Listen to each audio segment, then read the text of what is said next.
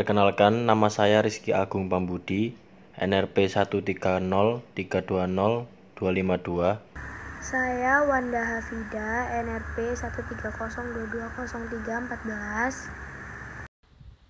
Perkenalkan, nama saya Ardia Dwi Pramesti, NRP 130220313. Perkenalkan, nama saya Nadia Amalia, NRP saya 130220310. Saya akan menjelaskan tentang apa itu dana pensiun. Dana pensiun adalah hak seseorang untuk memperoleh penghasilan setelah bekerja sekian tahun dan sudah memasuki usia pensiun atau ada sebab-sebab lain sesuai dengan perjanjian yang telah ditetapkan.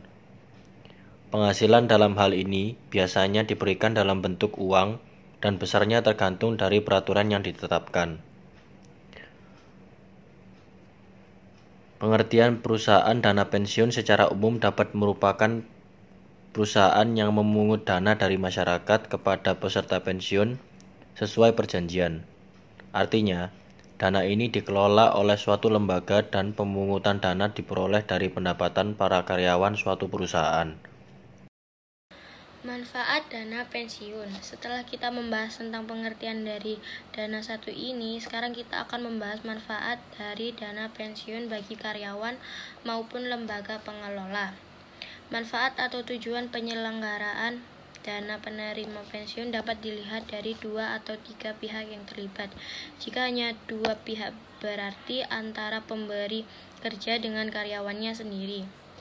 Sedangkan jika 3 pihak, yaitu pemberi kerja, karyawan, dan lembaga pengelola dana pensiun, di mana kemudian masing-masing pihak memiliki tujuan tersendiri.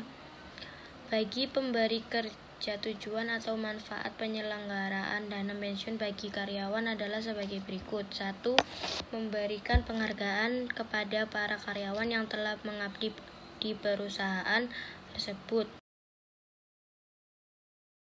Program pensiun manfaat pasti. Yang pertama, uang pensiun ditentukan terlebih dahulu sesuai dengan gaji karyawan, sehingga pekerja dapat menentukan besarnya uang yang akan diterima pada saat mencapai usia pensiun. Yang kedua, berlaku surut, artinya dapat mengakomodasi masa kerja yang telah dilalui pekerja apabila program pensiun dibentuk jauh setelah perusahaan berjalan. Kelemahan program pensiun manfaat pasti. Yang pertama, perusahaan menanggung risiko atas kekurangan dana apabila hasil investasi tidak mencukupi.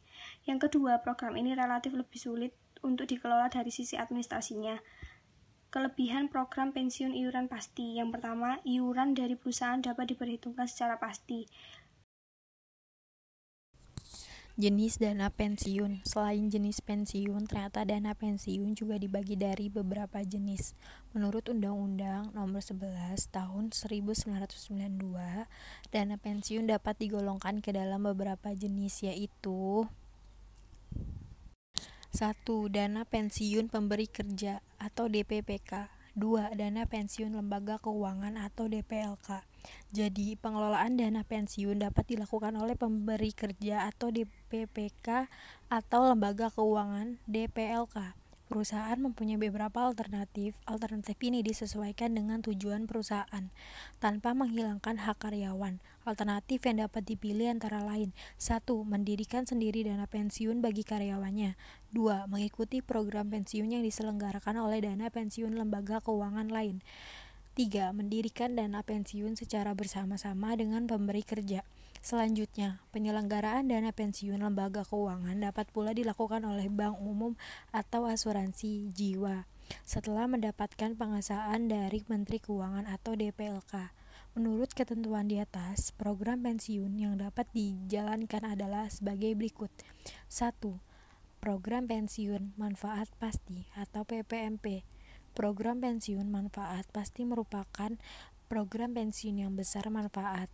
Pensiun ditetapkan dalam peraturan dana pensiun. Seluruh iuran merupakan beban karyawan yang dipotong dari gajinya. Program pensiun iuran pasti PPIP.